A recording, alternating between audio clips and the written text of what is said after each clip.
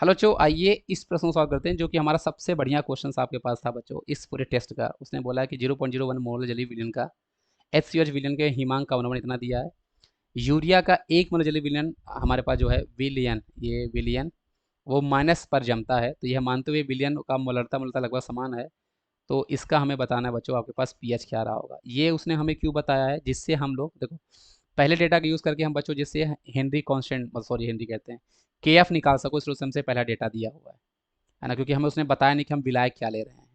और उसने बोल दिया कि पहली कंडीशन में हिमांक में अवनमन इतना है, यूरिया का 1 मोलर जलीय विलयन, उसने 1 मोलर वैसे बोल रखा है, तो इसमें तो कोई लोड ही नहीं था बच्चों, क्योंकि जल का वैसे देखो जल का 1.86 होता है, आप चाहो तो वो याद कर सकते हो, अदरवाइज आप यहाँ पे सॉल्व करके निकालो, है ना। तो कैसे निकालते, फॉर्मूला आपको पता है बच्चों। पहले मैं पहली केस का लगाता, delta T F equal to I, ये के एफ इंटू आपका पास मोलरता निकालता है। डेल्टा टी एफ उसने क्वेश्चन खुद बोला कि आपके पास कितना हो चुका है बच्चों,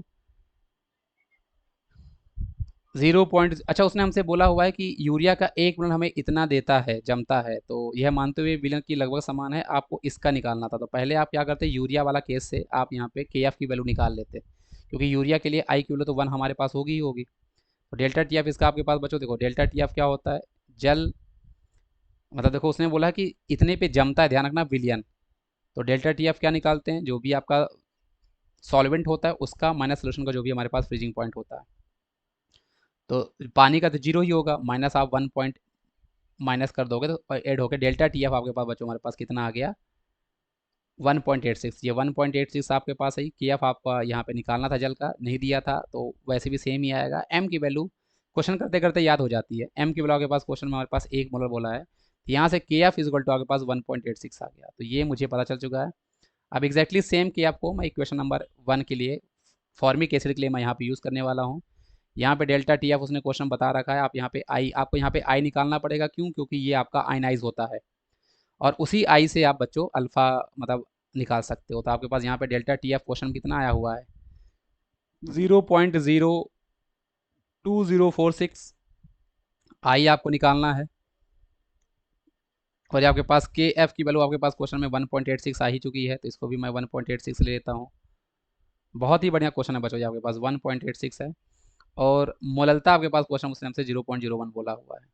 यहाँ से बच्चों आपके पास आई की वैल्यू मेरे पास आ जाएगी, जो कि मेरे पास कितनी आई है बच्चों, आई की वैल्यू हमारे पास यहाँ पे आ चुकी है।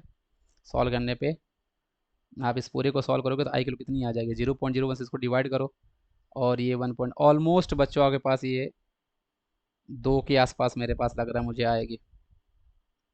तो 0.02 046 को मैं अगर डिवाइड करूँ 1.86, उसको मैं डिवाइड कर दूँ 0.01 से, तो वही 1.1 के आसपास वैल्यू आपके पास बच्चों, ये आपके पास वैल्यू आ रही है ना, 1.1 के आसपास।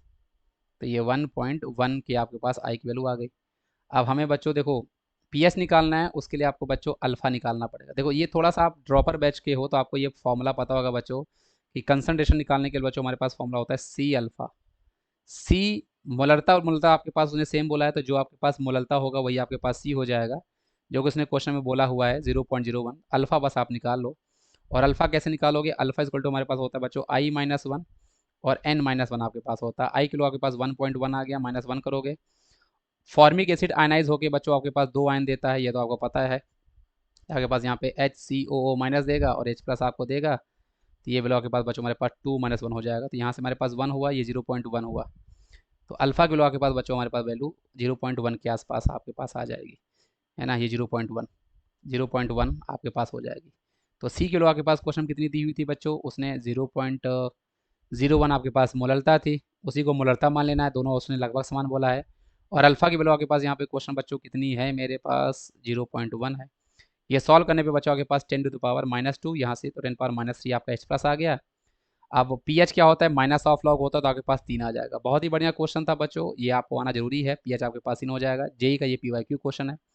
कैसे सॉल्व किया मैंने आपको स्टेप बाय स्टेप एक चीज़ समझाने की कोशिश की है बच्चों, आई होप आपको ये चीज़ समझ में आ गई होगी। Thank you.